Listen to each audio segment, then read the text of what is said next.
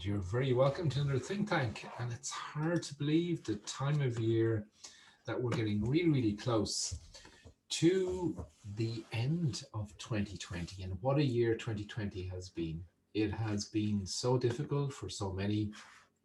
It has, it was a curveball, wasn't it, for most of us? But many, many businesses have managed to survive and thrive again and rebuild. And that's what the think tank was set up to do, to help photographers around the world to survive initially, to rebuild their business and thrive again. And yes, many of us are at different aspects of that, because if I'm a wedding photographer, wedding's been shut down this year, right? Completely. It's been really, really difficult.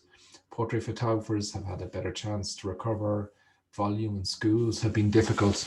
But look, we do a really important job as an industry, and I hope that you guys are surviving, that you're rebuilding your business and thriving again, at the very least planning to make 2021 a very special year, because I strongly believe that 2021 is going to bounce back quickly. We have light at the end of the tunnel. It doesn't appear to be a train. The vaccine's on its way. And hopefully in 2021, we get to exit lockdowns for good. Let's hope that happens for us all. So what I wanted to do, just because everyone is really, really busy coming up to the end of the Christmas season, I wanted to just go back through the think tank. It started in March, and everybody has been absolutely amazing. No one more so than Mary Fisk Taylor, who always goes above and beyond. And when she got Jeffrey Shaw as an interview on the think tank, I think it was a special one. So what I'm going to do is I'm going to play that tonight, and then I'll see you on the other side of it. But let's just hope now that all my tech works and we can get it going. So here we go. Oh, let me just do, yeah, that's okay. That's the one. Okay. Everyone come on in and say hello. And we're deeply honored to be joined by Jeffrey tonight. Unbelievable. Jeffrey Shaw, having you here. Fisk Taylor, I know you're as excited as I am. And you're but I'm not sure, with Jeffrey, trying to get a word in edgeways can be difficult. So that's going to be a challenge for you. But I'm going to disappear now and pass over to Mary and Jeffrey to have their conversation, and I'll see you at the other side of this. Bye for now. Thank you, Ronan. Thank you. Thanks, Ronan. Oh, this is so fun. Jeff, I can't believe it. I was just before we went live, I was fangirling over Jeff, and I was like, yeah, I just didn't know if I could ask. I mean, you're just, in my, guys, like, isn't this the truth? We just build up in our mind that these people are so incredibly famous. And Jeff's like, yeah, no, I was like walking my dog and like cleaning up, I'm living my life just like you guys, and living your I had the opposite COVID reaction life in Miami. I'm like, Mary, she's an icon of the photo industry. If she asks, I'm going to say yes. Like, there wasn't even I didn't even skip a beat. So I'm glad to be here. You're so sweet. You're so kind. So you guys that are logging in, and I see everybody rolling in right now. I mean, obviously you're here to hear this amazing guy's point of view. I know I've learned a lot. Jeff has an amazing podcast, Creative Warriors United online. Is that right? If you look at Creative Warriors on the podcast, happy things. The podcast is Creative Warriors on iTunes and every app. The URL is creativewarriorsunite.com, because it's a community, but the podcast is Creative Warriors. Yeah, awesome podcast. And most of you hopefully are familiar with his amazing book, Lingo. And I remember picking this up before I even realized, I don't know that I even realized that you were in the industry. Like, I just saw the book, and I'm very much keened into, I always know I could do a much better job with that. Like the language piece, that's a really interesting piece. And it's one that I think in life, but certainly in business, we just don't put enough energy and effort on. You know what I'm saying? So I read the book way before I even heard you. And I've had the pleasure to hear you several times at Imaging USA and different things. But let's kind of like drill right in. I don't want to waste a lot of time with me yapping here. Let's go right to Lingo. And you put in your bio, and I love this. And it says, Jeffrey, and you are a photographer, still in the industry, doing just commissions, but 20 some years of owning and operating a photography studio. So you're the real deal here. You've been on both sides of this. 35 years in the industry, though. 35 years. 35 years. It's a lot, just a smidge, just a little bit of time. You may remember something called film, like some of us here. So that's the cool thing. And thank you, Rena, for putting the links in the chat, so you guys can pick up those links for the podcast and the book. But you know, something that you said is show businesses how to make customers feel seen, heard, and understood. Seen, heard, and understood. Now that sounds like a magic potion that I need more of. So why don't you elaborate on that? And I want you to give us what you got. Let's go to Jeff Church here and hear what you got there. Seen, heard, and understood. How do we do that? Well, I'll tell you what, here's, Mary, the coolest thing for me has been, in my journey over the last 10 years or so, since I've kind of been transitioning out of photography. I still do a little bit of it for those clients I can't say no to, but without a doubt, over the past 10 years, I've sort of been transitioning out, and it's actually taken other people. So I'm now able to work with people in so many different industries. It's taken other people to point out to me the connection between being a photographer and being a brand message consultant, right? So the interesting thing is that this is what we photographers do. And I continue to unpack how being a photographer has taught me about the power of making people feel seen, heard, and understood, right? Mm-hmm. So, and that is the exact same role I need to help businesses do to make their customers feel seen, heard, and understood. And there's things, we learn a trade and we become masters of it. It's the whole 10,000 hours or whatever it takes, 10,000 hours, 20,000 hours, but we become masters at something.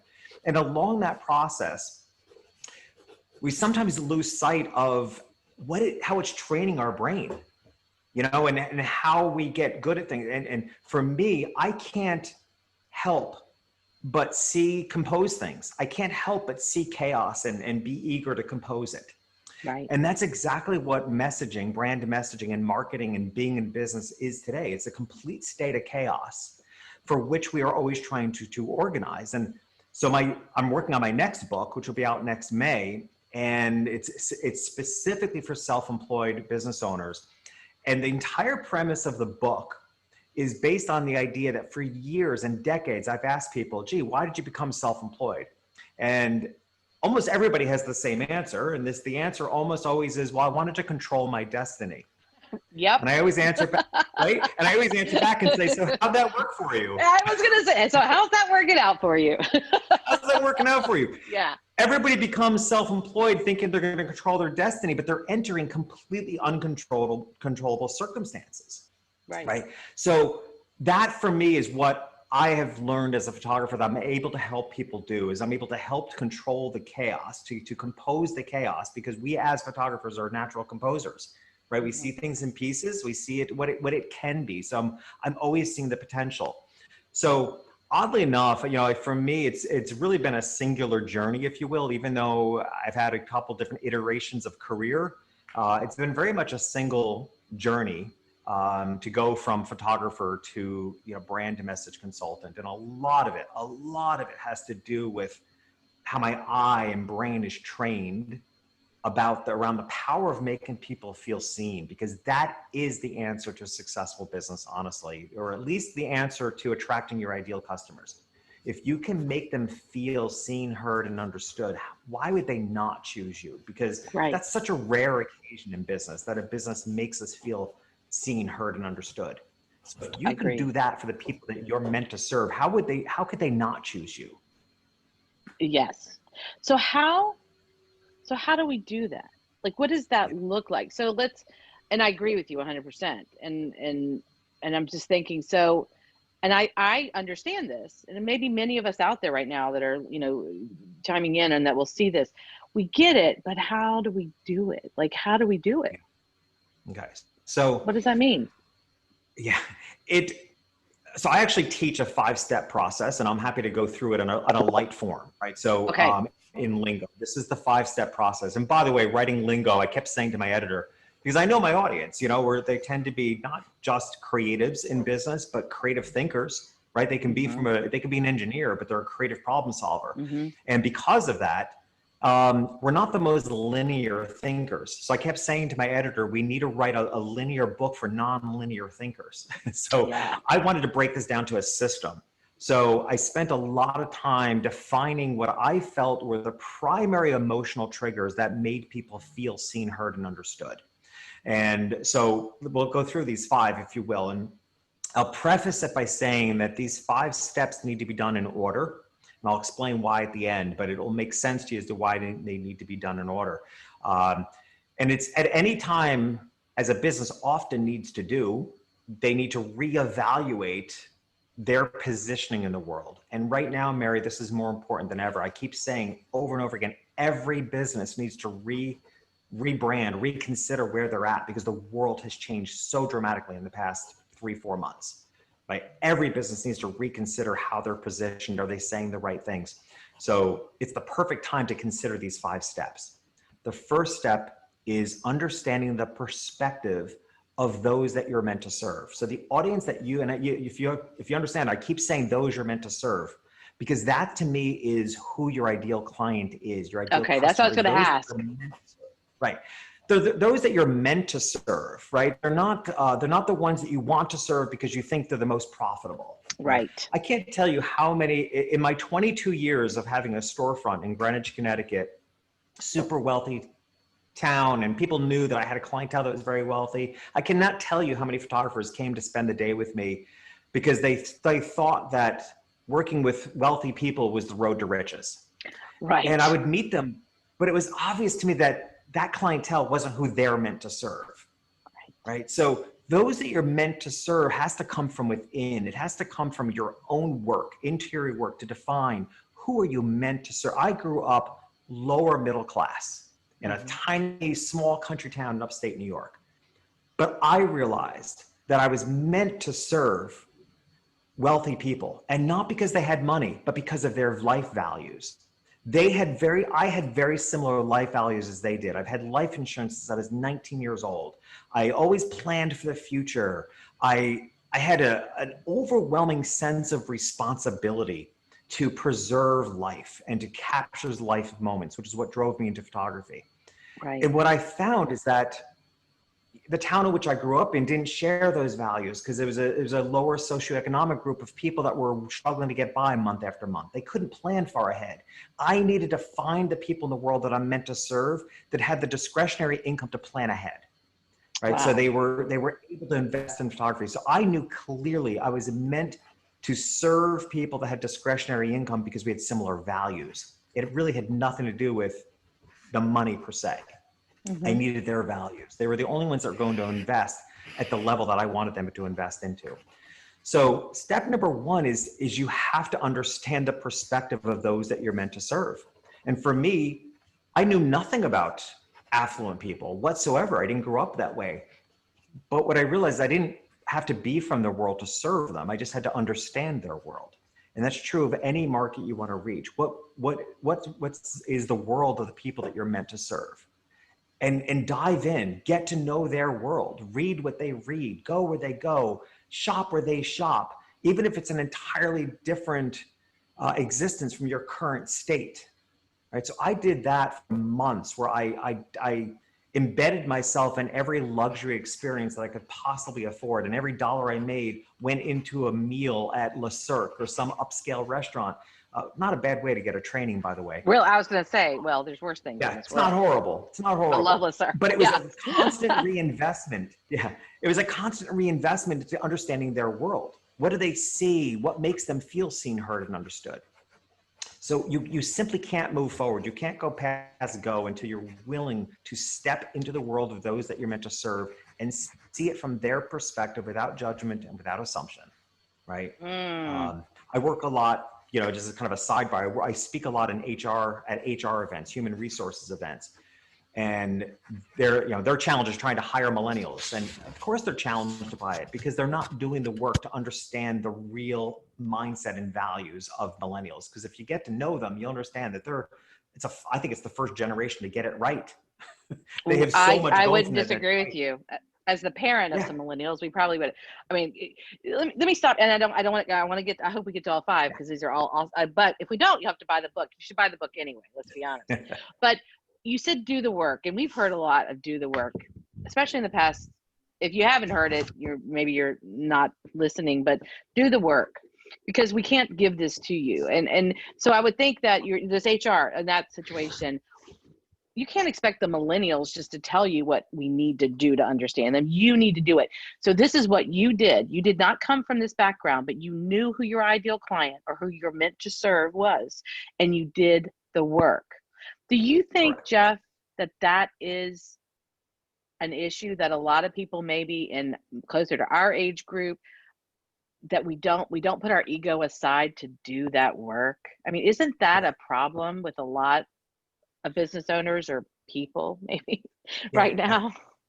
It is. And, you know, and you can never, you can't blame what you get on your lack of willingness to do the work. If you're not willing to do the work, you're going to get that in return, right? So I think it's a lot of judgments and assumptions. I think business owners make a lot of assumptions about their so-called target market. And I say it that way because I actually hate the term target market. I hate all marketing terms. They're all horrible.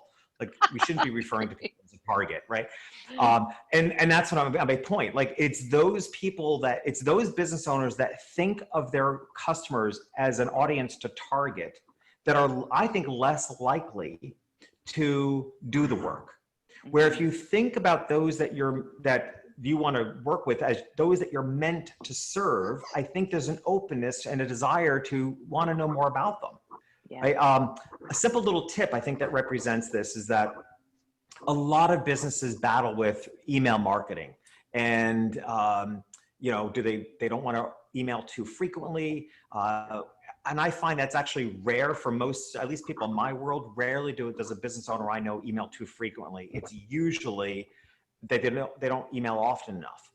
And if you think about it from the term of relationships, you might change your behavior.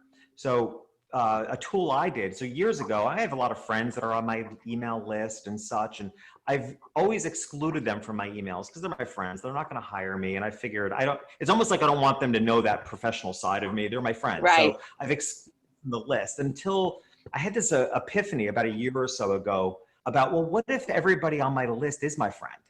What if I behaved with everybody on that list like they're meant to be my friend? So I added my friends in the list, so I could then be far more conscious of how frequently I emailed. And what I found is that for the most part, I wasn't emailing often enough because, you know, my friends would be offended if they don't hear from me for a couple months. Yeah. Right? How does your mother feel? You don't pick up the phone and call her every now and then, right? Right. You realize that often we're not stepping up enough. If we think about those that we're meant to serve as our friends, we're often not stepping up enough to show up for them and build that relationship. Oh, I love that. That's a really great point. Yeah, I love that. I think treat that email list like they are your friends. What a flip. I mean, what a paradigm. I mean, that's a major paradigm shift in your thinking, how you would handle it. Okay. I'll be quiet and let you. I'll try to do the work, quiet. You know, do the work. And it should be fun work. If these are the people that you're meant to serve and that you are curious about them, this should be fun work, right? This should be you wanting to know them more. So that's step number one. Step number two, which I actually think is the most powerful human emotion, is familiarity, right? We're so drawn, there's so much talk in the world about getting out of your comfort zone, but let's be real. We enjoy our time in our comfort zone, right? Mm-hmm. So understanding what feels familiar to the people that you're meant to serve, to understand what makes them feel comfortable is honestly, it is a major emotional hook for people. They will be drawn to you. If you understand what feels familiar to them in their own world, they will be drawn to you in ways that you can't. It's almost subconscious. I'll actually tell you a real quick subconscious story because it just cracks me up to this day. So when I moved to Miami 4.5 years ago, I didn't plan on moving here permanently. I came down for 3 months, but it was in the back of my mind that I might because I enjoyed it here. So numerous people had told me to check out this neighborhood called South of Fifth, which is a neighborhood, residential neighborhood south of Fifth Street on Miami Beach. And so eventually, like a week before I was supposed to leave, I went and visited this neighborhood and I fell instantly in love. Right, there's this gorgeous park in the center with bluffs overlooking the ocean and a restaurant in the park. And I fell so in love. Within 2 days, I found an apartment, a lease, and I drove my Lexus SUV to the Mini dealer and I left with a Mini Cooper. Within 2 days. I just fell in love so much. shortly after, I went to a new accountant to set up an appointment, and I mentioned to him that, that the rent was the same. I was paying the same amount of rent. I said, so much for saving money in Florida. Like my rent was the same than as it was in Manhattan. Granted, a bigger apartment, it was on the ocean, but it was the same rent. And he said to me, he said, you do know the area you chose was designed to attract New Yorkers. I said, what do you mean it was designed to attract New Yorkers? He goes, well, didn't you notice the park was modeled after Battery Park? And the restaurant is Smith & Wollensky Steakhouse, which is an iconic New York City steakhouse. I realized, oh my God, I literally had been duped by my own psychology, right? But that's how powerful familiarity, this place felt like home to me. Right. I made it my home. I felt instantly at home. Imagine then, Mary, the power of making your customers feel at home, and not just in your studio or your storefront, but making them feel at home when they land on your website. When they land on your website and they feel that resonance, that sense of this person gets me, gets my life. They understand what feels and looks familiar to me. That, if you're appealing to a high-end market, that that on the high end, your appearance wants to be sparse and minimalist and clean and no fluff. Just get to the point where, if you're offering something on the lower end, what feels familiar is a certain amount of chaos and busyness and flashing lights or what have you. Right. But imagine the power to make people know that you're the right choice because they have felt familiar when they landed on your space, whether it's a website or your storefront. It's such a compelling emotion. We can't overlook the power of familiarity. Yeah, because it's anything. I mean, even if I don't get a ton of mail, but you get the mail, there's certain pieces that just pop, because I'm attracted to them. The simplicity, or it's got it's very green, or maybe it looks beachy. I'm a beach person, and I'm going to go to that first, or the way the paper, I think it's going to feel because it looks textured. Those are all things that I go to now, certainly over the bills, but you know what I mean? Other magazines or things, they look maybe, I don't know, blingy or flat. I'm not probably maybe not even open them, but it's just all those things. So same thing with digital marketing, with the way you're presenting your website, your social media posts, what's going to stop the scanning, right? Yeah. Exactly. Okay. I love that. And the words, I would say the copy that you're using with all that as well. Yeah, exactly. Okay. Is it familiar language for that? Yes. Right? Which kind of relates to the third point, which is the third step is style. And that's understanding their style. So you're capturing them in their style. The power of understanding their style, speaking in their style that's what stops people in their tracks, right? When you able to capture, whether it's their style of humor, whether it's their style of casualness versus formality, whether it's their style and look, whether they're a bright, fluffy, lots of serifs on your fonts type of person, or are they clean and cut? It's understanding what style resonates for them. How is their home decorated? Is their home really frou-frou-y, or is their home youthful and bright colors? Or is their home more traditional? And if you don't know that, because you don't know this clientele yet, but if it's a clientele you're building, you have to imagine it. This is how you understand their perspective. You step into the world, read their magazines. I lived, when I was starting out reaching this affluent market, I lived in the magazine Town and Country, right? Because that's what they read, right? Yeah. Town and Country. And I looked at the advertisers. So then I would study the brands, whoever was advertising in that magazine. I would then go to that company's that was advertising. I'd go to their website, right? Because if this brand is advertising in Town and Country, and Town and Country is being read by those that I'm meant to serve, then if I can understand how the companies that advertise in that magazine are promoting themselves, I'm aligning myself with those I'm meant to serve. Right. So that's the work. And this is not hard work.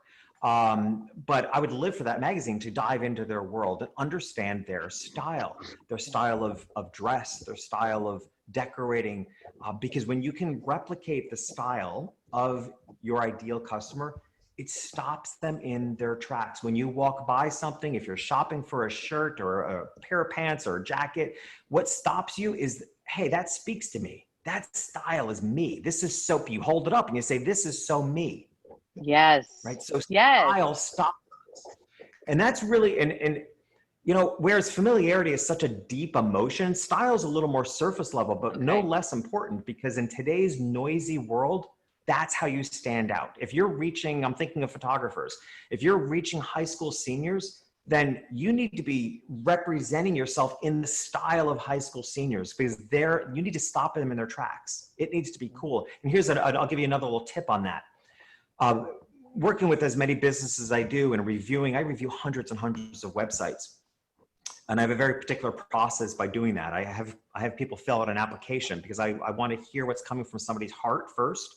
And they write out the application, and then I go see if what they've written comes across on their website. And I can tell you it never does. 98% of the time it doesn't. It doesn't, yeah. I can see that. A trick, a tool that I've begun suggesting to people is that I can go over to that same person, that same business owners, I can go to their Instagram page, and I can feel like I'm getting the heart and soul on Instagram, because they somehow have adapted to the Instagram voice, and they're presenting themselves more authentically, more casually. They're motivational and inspirational. But then I'll go to the website, and the website is stale, outdated, and boring. Yep. So what I've begun doing is saying, look, it's particularly, like I said, I'm thinking of photographers, high school seniors. Look at how you're behaving on Instagram and bring that vibe to your website. Because that's what style is. Style is a vibe. So you want to understand what's the vibe of the people you're trying to reach and capture that. And like I said, I see so many business owners on social media being themselves, casual, inspirational, doing really cool things on Instagram, and their website is boring and dry and dated. Yeah. So look at how you're behaving on social media and bring more of that onto your primary marketing platform, which is your website. Oh, that's a really good tip. Style. I'm so guilty of that too. There, definitely. Yeah. Yeah, I know. Yeah, well, you know what? Our websites get dated so quickly nowadays. It needs to be a permanent, ongoing process. You need to be looking at it all the time, because what you need to say and how you need to say it is changing all the time. So we've gone through perspective, familiarity, style. The fourth one is, and I love this one because it makes everybody uncomfortable, is pricing psychology. Okay. Right? And it is pricing psychology. Like I almost don't care what you charge. Actually, to be honest with you, Mary, whatever anybody charges for their products of service is completely arbitrary. Okay. It's completely arbitrary. I mean, you can literally, I picked numbers out of the air to build my photography business when I was rebranding and launching in this affluent market. Because there was nothing for me to compare it to. I wasn't going to compare myself to other photographers because I would never have been able to pay my bills based on what other photographers were charging. Right. And I kind of compared myself to painters. I was like, gosh, the people I want to serve are spending $20,000 for a painted portrait of their kids. I can do a really good photograph for half that price, or a series of photographs for half that price. So okay, I want people to spend $8,000 to $10,000. How do I accomplish that? Well, then the pieces that they're going to want to buy have to add up to that. Right. And it was completely arbitrary. But here's the thing. Here's what pricing is really all about. Two things, actually. Pricing creates perception. All right? It creates perception about your business. If you price yourself too low, you're creating a perception that you're not that good. Mm-hmm. Plain and simple. Pricing creates perception. Think about it. You go to a restaurant that doesn't have prices on the menu. What's the perception? Expensive. It's expensive, right? If you go to, I actually show an example in the book how 4 different ways that $35 can be represented. It can be just a 35, no decimal point, no zeros. It can be 35 with a dollar sign. It can be 35 with a dollar sign, decimal point, and 2 zeros. And it can be $34.99. You get an entirely different impression of $34.99 than you do $35 with no decimal point, no zeros, no dollar sign. And it's 1 penny different, but you get an entirely different impression. Yeah. Right? $34.99. It's so cost conscious. It's 1 penny. So pricing creates perception. So a business needs to decide how do they want to be perceived in the world and make sure they price themselves accordingly. If you want to be perceived as being high quality, you can't be discount priced. Likewise, and this is where the magic happens. You have to price yourself aligned with how your ideal customer sees themselves in the world. Again, you have to understand their perspective. If they see themselves in the world as only deserving of the best, only the best quality, they are only going to choose businesses that are expensive. That's how they see themselves in the world. Mm-hmm. Right? If they see themselves in the world as needing to be cost conscious, they need that, and it's no judgment here. If that's how they're living, that they need to be aware of every penny, they're going to go to businesses that appear incredibly precisely priced, like, Walmart pricing, where everything's priced to the 100th of a cent, right? It's $37.63, right? Yeah. Because that communicates a message of cost consciousness. So you have to understand, how does your ideal customer see themselves in the world, and how do you price yourself to create a perception that matches how they see themselves in the world? And this is such an important, I refer to it as a filter, quite honestly. I refer to it as a filter because anytime a business says to me that they're spending a lot of time trying to convince people of their prices, they're trying to get out of the conversation being asked for discounts and such, every time I hear that, it's like, well, it's because you're creating the wrong perception. Your customer has to know roughly what they're stepping into before they even waste your time. And it's so valuable to do that. Mm-hmm. Yeah, that make sense? absolutely. No, that does make sense. And I mean, yeah, and I understand everything you're saying. So talking about pricing and how you're communicating how are we communicating the pricing? So are you an advocate for pricing to be upfront and out there? Are you more, you know what I'm saying? Like, how are you communicating the pricing to those potential clients? I'm usually not, unless you're trying to win on price. And here's the key. Right. If you're trying to win on price, disclose your prices. Yes. If you're not trying to win on price, don't disclose your prices. I agree. Okay. Because you want to get into conversation, right? Yes. So here, I'm going to step aside from the 5 steps here for a moment and kind of create a visual for everybody that I think is so important. And I have to be honest with you, this is like one of the most exciting things in the new book, because I call it hug marketing. And I love this term. Because this is how I've learned to think about marketing, right? Again, I said earlier that I hate marketing terms. And one of the marketing terms I hate is a marketing funnel. Like, really? Like, we're nice and open at the top as we collect people, but then the closer they come to our world, we squeeze them through a small hole. Like, it's a terrible analogy.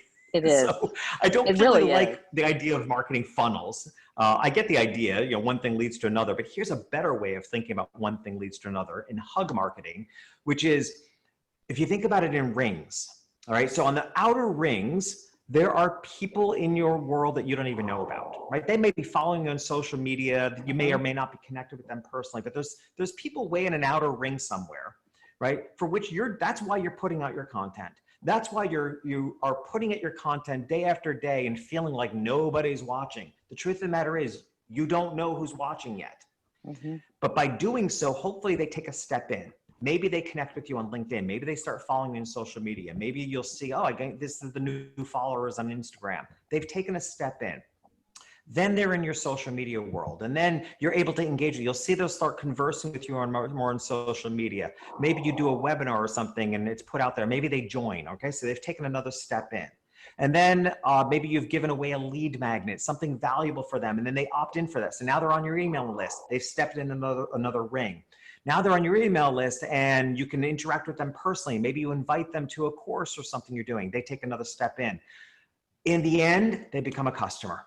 And even deeper drilled than that, they become a loyal customer and or also a source of referral. That's when you're hugging them. You literally have taken people from an outside and you're bringing them closer and closer and closer. And what I love about this idea, Mary, is I feel like it puts the burden of responsibility on the business owner to do the work, to bring people from the outside in. We're not entitled to this. We're not entitled to anybody's money. Yes. Yes. Right? We're not entitled to it. They work really hard, right? Wealthy, not wealthy, I don't care. They've all worked hard for their money. We're not entitled to it. We need to build the relationship. And I look at it as, how can I get them closer to maybe being in person with them when quarantine is over and we can literally hug them. Maybe one day. That's why I call it hug marketing. That. But that is a funnel market. That is funnel marketing. I mean, that's what you're calling it, hug marketing, which is so much nicer. I like that way better. It's just a negative energy. Yeah. And it's just, it puts the burden of responsibility in how you think about it, right? Yeah. It's less cold calculated. It puts the burden of responsibility on what you how you go about it. So that brings us then to the last step. Let's make sure we get that in, which is, okay, so let's reiterate where we're at. We've taken the time to understand the perspective of those that we're meant to serve. We've created an environment that feels familiar to them, environment even online and digital marketing. We've created an environment that feels familiar to them so that they're hooked. We have portrayed ourselves in a style and a brand voice that aligns with who they are. That's what stops them in their tracks. And we've created a pricing perception that matches how they see themselves in the world. All right. So what's next? Now you can actually speak to them. Right now, the fifth step is lingo.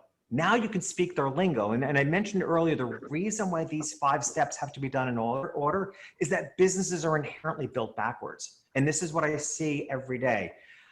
People have an idea for a business. Maybe they were even, like myself, a hobbyist, right? Photography was a hobby, and then it became a career. So there's this hobby to career transition. So there's an idea for a business, and we get really excited to create a logo, and we print out business cards, and then we launch a website, and we fill the website up with words, probably talking all about ourselves. And then we spend the rest of our lives trying to convince people to fit into the box we created. We're trying to convince, we're trying to sell people every day, and it's frustrating, and we don't like it, and we're not even comfortable for many of us, right? The right way to build a business is to do this work. Understand their perspective, what feels familiar to them, portray yourself in the style that resonates for them, align with their pricing psychology, how they see themselves in the world. Now you're armed with the material and the information to actually speak their lingo, right? And in doing that, you have completely reversed the typical business model from going at people to what I call empowerment marketing. The role of marketing today is to empower people to choose you. Now, don't get me wrong, you're literally creating the environment. For my new book, I just interviewed a psychologist yesterday about the psychology of priming. So priming is you're literally creating the environment for the outcome that you expect. Okay. It's the philosophy that, how you've never heard of something before, and then suddenly you hear about something and then you can't unsee it. Yes. Right? Somebody tells you about a movie or a book. That's because your brain has been primed. If you didn't know about it, you wouldn't see it. But as soon as somebody tells you, oh, have you heard about this book? You'll see it everywhere because your brain has been primed to recognize it. Yes. The power of that in marketing is that the deeper you can understand your customers, the more empathy you have for them, the more work you've done to deeply understand them, you can prime the response you want, which is you want them to become a customer. You can prime that response by speaking their lingo, asking the questions that are on their mind, right? Talking about things in their life that you might point out. So I'll give you an example. I love this. Talk about priming. I worked last year with a company that they're a bedding company, and I'm always really careful to enunciate that because it's B-E-D-D-I-N-G, not on versus betting company. Got it. Bedding. They make comforters and pillows. All right. So, but I love, so when we're diving in deep, really getting to know their customers, one of the things that I said one day at a random call with the company, I said, and I'll ask you this, Mary, or everybody listening, how many of you sleep with one foot outside the comforter? Like, right? Almost all of us do. Somehow we all think we're the only ones that do that, right? But we certainly don't talk about it. But the cool thing about this company is they make these comforters and pillows out of milkweed. So milkweed is a very unique substance, and it's kind of a substitute for down, if you will. But one of the unique characteristics of milkweed is that it's very breathable.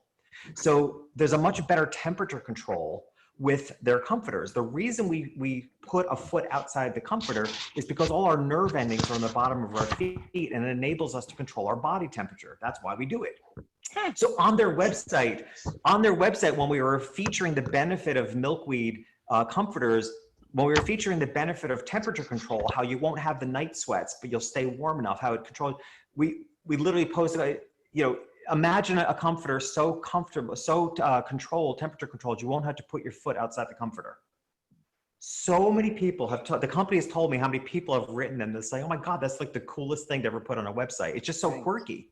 Yeah. But it's like knowing them. Like if you know people do that, why not point it out?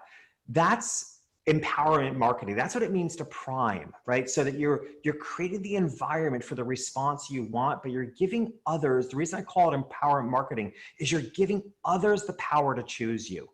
In today's marketing, the minute you try to sell yourself or convince somebody to choose you, they back up, right? So you need to create the environment, get to know them, pose the questions, and let them choose you. You've set up the environment for them to choose you, and then just let it happen. Okay, let's just say that one more time, because it's, I mean, like, I feel like I always feel like Oprah sometimes when I hear really brilliant things. So what you just said was the empowerment marketing, or the priming, instead of us, and would you agree that many of us, or the more traditional marketing that a lot of us use, is trying to just convince people, use me, buy from me, or use us, pick me kind of market, kind of. I mean, yeah. So this is very different, because what you're doing is you are addressing a problem they may or may not know they even had, right? And you're solving it, and that's what you're using, right? That's the marketing concept, is it? Yeah. Is that right? It is, yeah. So I actually think, hang on, I wonder if I have it in front of me. I hadn't planned on doing this, but I actually might have it. Take your time. We're good. See. Everybody's hopefully writing down a lot of notes. I'd love to use about this. Nope, it's not that one. There's the quote. Okay. All right. This is for another presentation. It just happens to be on the same computer, so I'm pulling it up real quick. It's not your job to prove your value to anyone. It is your job to find the people who already value what you do. Okay. That's the concept, right? It is no longer in business your job to prove your value to anyone. It's a waste of time. You're going to spend way too much time trying to convince people to choose you, to show your value. It's a waste of time. Put all your effort towards getting to know who you're meant to serve. Step into their world, understand those 4 components about them, and then the 5th one, speak their lingo. Do that work. And those that you're meant to serve will connect with you. Now, that's not to say you can just, build a website and leave it sit there. Obviously, there's a marketing to it. There's a getting the word out there part, right? But you have, and I can even prove this with a study. There was a study done recently by the Forrester Group, very reputable research firm. And I love this study. They determined that people, let's see if I can say this, it's such a tricky way of saying it. People convince themselves 50 to 70% of the way to the decision to choose you before they've ever spoken to you. Okay, think about the power of that, right? Yeah. So they're doing their own work, and think about how we behave as consumers, right? Don't you do that? 100%. I know I do. 100%. 100%. So I'm 50 to 70% convinced I'm going to choose this business before I actually speak to them. Right. So now let's put ourselves on the business side of it. If you are the business and you'd have your brand messaging and your branding down right, imagine your customers coming to you. They've sold themselves 50 to 70% of the way there to choose you. All you're doing is kind of getting them over the fence. You're just confirming the decision they want to make. Yes. It's such a much more beautiful way of being in business, where you don't feel like you're selling, convincing, but you're actually making sure you're doing the work so the world understands your platform. The world understands your values, what you can offer to people. Put that out there. And those that you're meant to serve, for whom you resonate with, will show up. And they're showing up 50 to 70% sold on choosing you. All you need to do is just confirm the decision they've almost completely made. On their own. So, another side of that, and I mean, we've all probably unfortunately experienced this. You tell me, I have convinced myself this is going to happen. I've saved my pennies. I'm buying this, and you roll up in the business and they let you down. Something falls apart because either terrible customer service, something falls apart, and you don't do business with them. I mean, that is I remember, I'm not going to say names, but I remember clearly building something so up in my brain and then being so incredibly let down and walking out with all my money because it was such a letdown once I got there. They'd done such a good job at the forefront, and dropped the ball when they actually had the customer in the door. I mean, yeah, you've heard this, I'm sure, or experienced it, whether it's a restaurant or a brand or, you know, car or whatever, you know what I mean? It's happened. Yeah, well, I can actually speak to that in two directions. One is you actually bring up a really important part about referrals.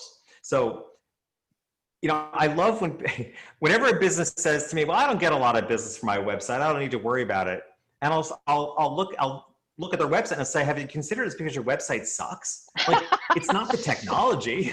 Yeah. Right? It's not the idea. Yeah. Your website sucks. Like, it's no wonder you're not getting any business from it. Yeah. But here's what happens with referrals. Imagine what happens. So this is an important part of lingo, because it's like you literally need to speak the same language the whole way through. What you described is like inviting somebody into your world by speaking to them English, but then when they get there, you only speak to them in German, and you don't speak German. That's exactly what it feels like. So in referrals, that's so important, because you know, you might have, Mary, a great experience with a business, and you might go on and on about that business, and you tell great, and you tell a friend, and your friend goes to that business's website, and you're like, really? I'm not seeing it, right?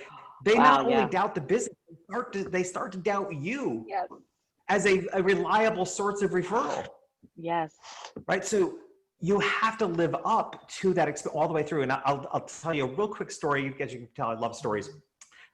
A good friend of mine, Joey Coleman. I love this man to death.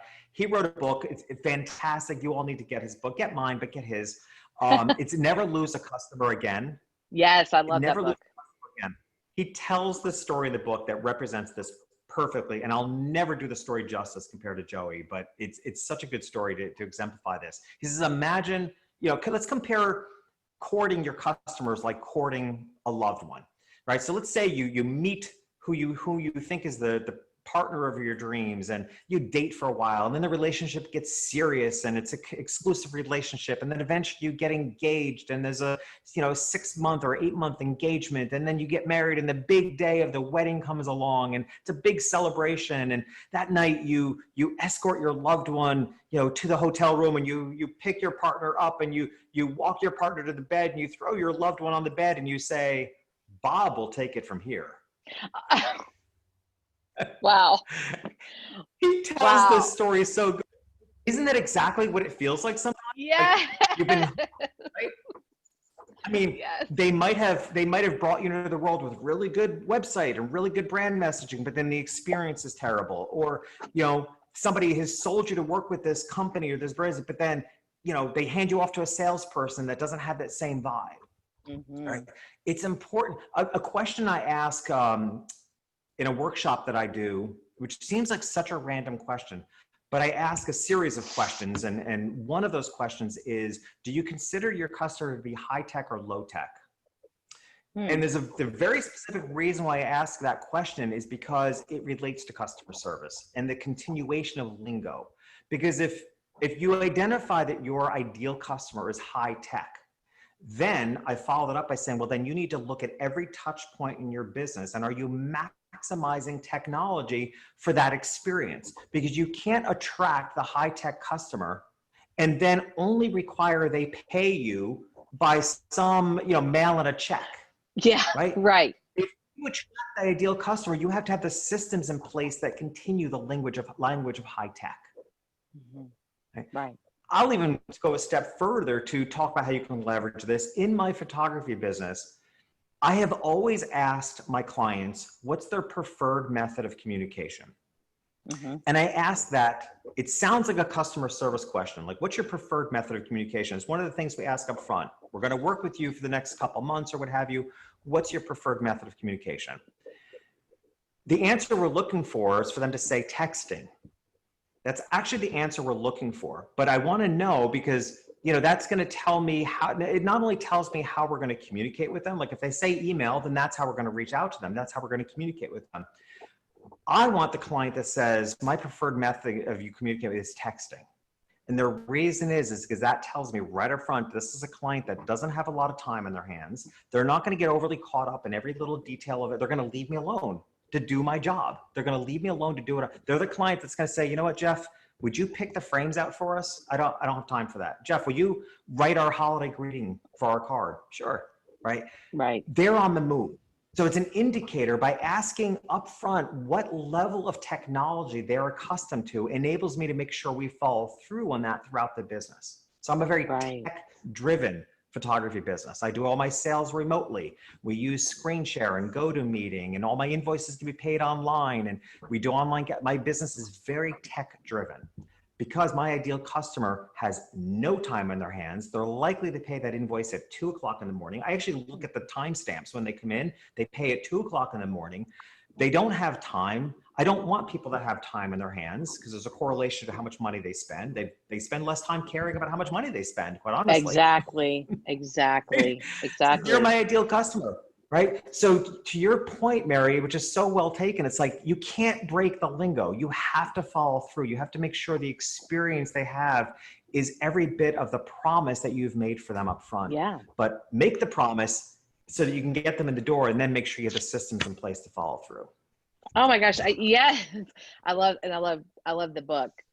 Joey Coleman's book, I forgot about that story. That's so funny, but it's incredibly true, passing it off. But I love your point about the high tech. And, I think that there are certain photographers, not probably the newer generation of photographers, but maybe people, this is my 25th year, 26th year in business, think, oh no, our client's low tech, because for some reason in a lot of our brains, we think low tech means they value printed portraits, albums, whatever. I don't think that's true. And I have a feeling you're going to say the same thing, because I'm assuming that's what you sell. Just because they're high tech doesn't mean they want everything digitally delivered. They just don't want to have to mess around with you. They just want to get it done. Do your job. I'll do my job.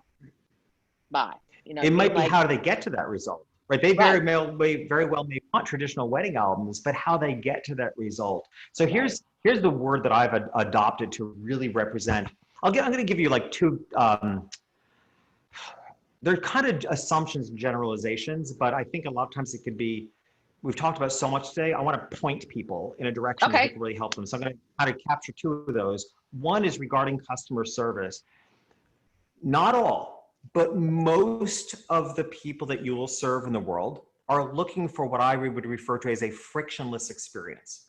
Okay. All right. And I say this because look at how successful other frictionless customer service businesses have succeeded. Uber, Lyft, TaskRabbit. I don't know if are you familiar with TaskRabbit? Like nobody, I live on TaskRabbit because I can't hang a damn shelf to save my life.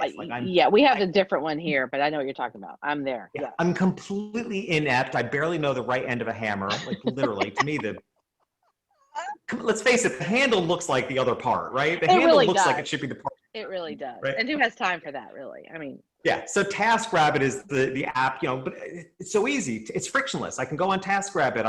I know the task. I want to hang shelves, hang curtains, whatever I want.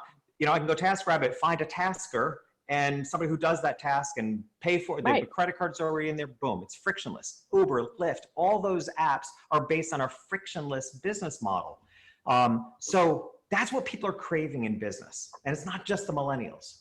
Yeah. Right. They're craving a frictionless experience. So you want to look at your business. You don't want to have those points of friction. That's why I went to remote sales in 2008, I think. I went to create remote sales for my photography business, which meant I created online galleries for them to preview their choices. And then we would have our sales meeting, if you will, via screen share. So they've already narrowed down. I sent them 40 proofs to review on a gallery. I told them to pick their top 10. They chose their top 10. We did a screen share meeting discussing how they would use those top 10.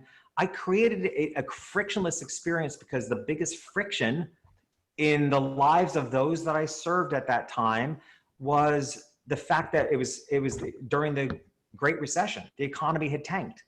So my Wall Street clientele, those that had jobs, were now working the jobs of 2 or 3 people. They didn't have time. Right. So my biggest friction point in my business was time. And I could, I didn't want to lose my business for not being able to get people in. So I created a frictionless experience so that, because what I noticed, the symptoms of this, by the way, were things like people were canceling their appointments.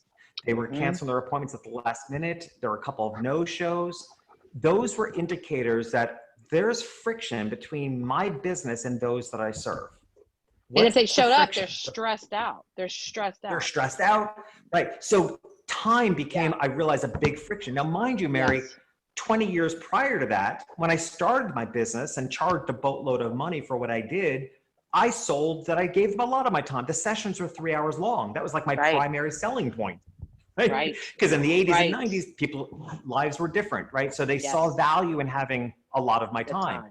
It flipped, right? Time became crucial. So the friction point was time. So I needed to figure out how can I remove that friction point. So I created a frictionless sales opportunity. I love that. That enabled me to eventually close my studio because nobody came in. And by the way, here's another cool way I tested it. When I switched to this model, I gave my clients a choice. They could either normal paying procedure was they could pay the session fee, and then the rest would be a deposit when they place their order, standard stuff. I felt I didn't know how this new frictionless business model was going to go. So I figured I better protect myself because what if I never heard from them again? So I required a really large deposit. So I gave my clients a choice. I said, you could either pay the traditional model and come into the gallery and we'll choose your portraits together, or if you prefer a more frictionless, at-home experience, I can do that for you. It just requires a substantial deposit, which was a few $1,000s, which will apply to your order. It's just a deposit. There was no fee for the service. It's just a deposit. Yes. From the moment I offered that, not one person came into my gallery for 2 years. Not one. Shut up. Really? Don't really shut up. And that's why I closed my gallery. I saved myself $50,000 a year in rent because I didn't need the storefront. Of course. Right? Because I was speaking to, I removed a friction point. So I'm encouraging everybody listening in, pay attention to the friction points between you and your customers and give it up, right? Give up the friction point. Think of in the music industry. How many times have companies tried to stop streaming music because they knew it was going to affect their business? You're not going to win the battle of friction. You're not. Yes. Right? Yes. They didn't win that battle. We stream music now. Musicians and such had to figure out a different model to make their money. It's not from selling music anymore, right? Not the traditional way. Look at the friction points in your business, remove them. That will show the greatest amount of empathy and compassion and understanding and making your customers feel seen, heard, and understood than anything else. You understand them well enough to know what's friction points in their lives and you remove them. How could they not love you? I'm so in love with you right now, if I wasn't already, because we're doing this very thing. Now we're late. You were an early adapter. We're doing this because the pandemic has taught us that we can do more online than ever. It's better for our environment. I mean, just not in your car and rushing. And what I'm hearing from my clients, and it's so timely, is that people don't want to rush around. The one thing with the stay-at-home thing has given a lot of people is this time in their homes with their families, with their pets, with their just themselves, and they don't want to give that up. They're not ready to get back out there to the rise and grind, right? Frictionless point. Okay, got it. Using that. Frictionless. And you know what, Mary, I love that you brought up, the current state of the pandemic and all, because you know what? Every crisis, and I've been through a few of them now because I've been in business long enough. Every crisis speeds up what was coming anyway. You are so right about that, brother. It just speeds up what's coming anyway. All these companies that are now, Twitter, their employees never have to come back to the office. Well, guess what? Remote work was coming anyway. Yeah. There was no question. This is because I speak in HR events. This is what I'm saying. It's like you need to, as a company, you need to give up your resistance to remote work because it's coming whether you like it or not, because the workforce you want to hire does not want to come to the office every day. Exactly. Get over yourself and just adapt. And a good crisis, a great example of this is a podcast guest I had was a dean at a college. And he said the college had a 5-year plan to take the university to online education. A 5-year plan for which they accomplished in 7 days because they had to. Right? Isn't it funny how that works sometimes? Yeah. A 5-year plan they accomplished in 7 days because they had to, right? So, a lot of businesses are adapting. So I strongly encourage everyone to look at your business and question, like, how have you had to adapt to this crisis and what will remain? I mean, as a speaker, the whole industry has adapted to virtual keynotes. And I think they're here to stay. There will also be live events, but there will also be a virtual component. And I quite love it. I love the virtual component, right? So an industry that figured out how they had to adapt And to some degree, they're going to keep that. Yeah. Right. So it always just speeds up a change. So I told you I probably was going to give two big takeaways, or two, I'll call them hacks. I think you've given more than two. Everything's Well, blowing up. the one I just want to get straight. One was the frictionless business model. You can go a long ways in improving your business and making your customers feel seen, heard, and understood if you adapt the mentality of a frictionless business model. The second one, kind of going back to pricing, because I know people battle with this. Here's what I think is the sweet spot for most businesses when it comes to pricing. And this is not going to be true for all of you. I'm just going to put it out there and then look for yourself. Are you kind of on the lower end of that or the higher end of it? And I call it smart pricing. Okay. Here's how I define smart pricing. It is pricing your business, your service, your product, whatever it is that you do. Price yourself a little bit out of the comfort zone of those that you are serving. Okay. So, and I actually have this down to about 30%. So whatever people think they're going to spend, most people can convince themselves to spend about 30% more. Agree. They can. Yes. Right? Yes. 30% seems to be, on my research, seems to be the sweet spot on that. So smart pricing is being 30% beyond the comfort zone of what your customer usually wants to spend or thinks they're going to spend. The reason I refer to that as smart pricing is because it's the customer has to stretch a little bit.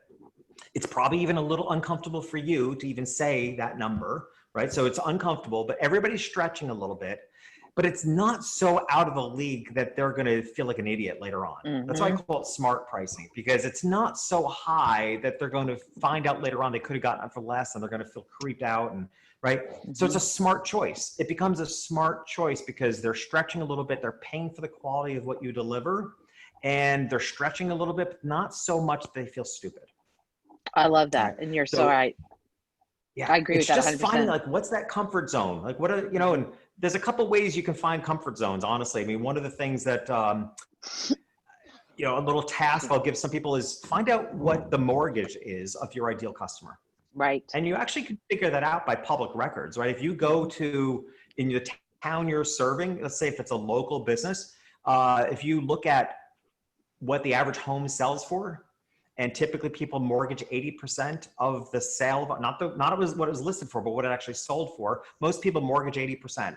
And then you can go to a calculator and figure out what, based on today's interest rates, that amount of money, that's what the mortgage payment would be plus taxes. Find out the taxes in the town, and you'll come out with a mortgage amount. And here's why I look at that. It's like, because you know what, if people have $2,000 a month going out on their mortgage, they almost become immune to it. That's a comfort zone. If it was so out of their comfort zone, they wouldn't have bought the house. The bank wouldn't have let them buy the house. Not today, anyway. No, not today. So, okay. Yeah, not today. 20 years ago, that's why the economy tanked. But right. But it's, so people aren't getting in as overhead in their real estate. So it becomes you can kind of look at it as a comfort zone. And what I like about asking people to do that is because if you're serving a clientele that is likely to be more financially comfortable than you are, because most of us are scaling up, right? We're usually serving a clientele that's more well off than we are in order for them to afford us. When you find out what they're spending on things, it actually opens your mind. You probably are leaving money on the table by not stretching yourself far enough because you're projecting from your own perspective what you think your customers can afford. Yeah. But if you step into their world and you realize what they're spending on their mortgage, their car payment, what they spend on a bottle of wine, what they spend at dinner, even if you don't live that way, it opens your mind to say, I don't live that way, but they do. And therefore, we want to match their lifestyle. Yeah, we that's the worst thing you can do in the sales room is to sell from your checkbook balance. Like if I did that, I would still be poor. Exactly. I mean, seriously. Exactly. And it's just so true. I actually said to a client, I was working in a coaching group once, and this client, this member of a group of photographers. I used to have a 6-month course on the business of photography. I no longer have that, but when I did, one of the members of the group, she kept talking about how often she would discount people, and I gave this person a discount, I gave them a break, and I finally asked, like, what are you basing that on? Like, think about the message you're sending. Like, Is it how they're dressed? Well, that person's not dressed as well, so I'll give them a discount. Is it the car they showed up in? God forbid, is it their race? Like, what are you basing the decision to discount them?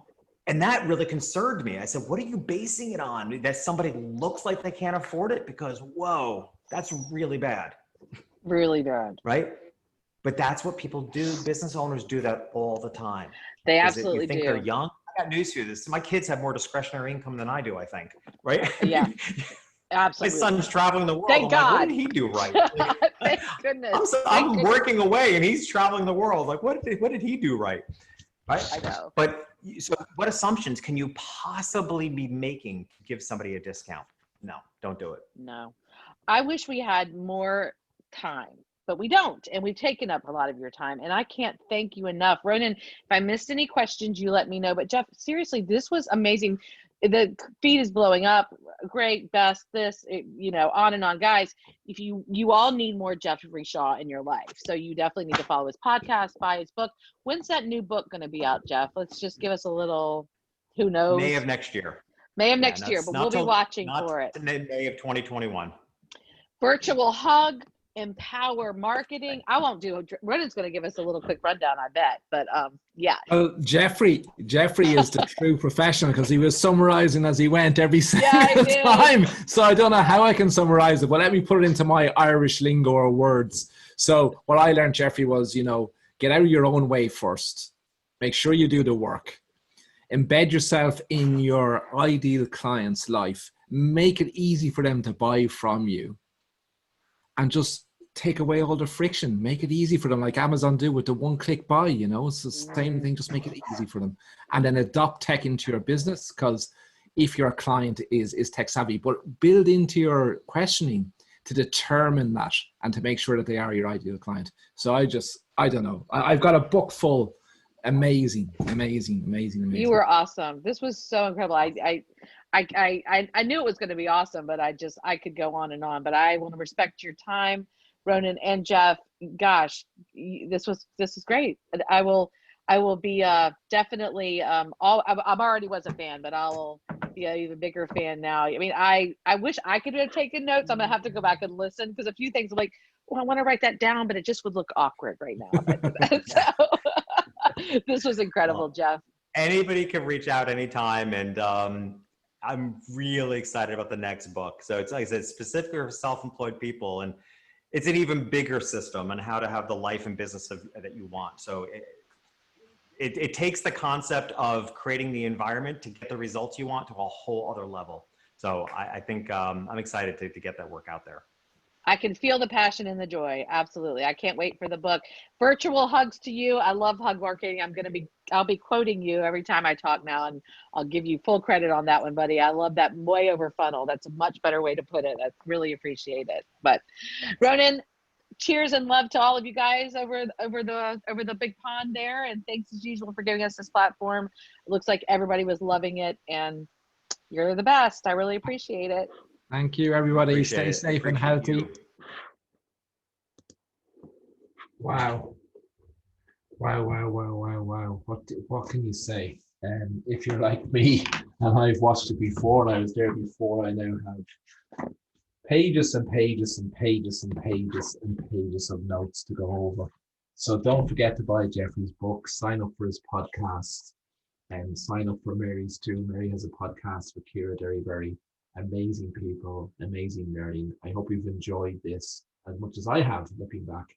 And hopefully we'll see you again on the think tank between now and the holidays, where I'm going to be doing this, going back and having a look at some of the previous contributors to the think tank. Thank you so much for joining us. Stay safe, stay healthy, and we'll see you all again soon. Bye for now.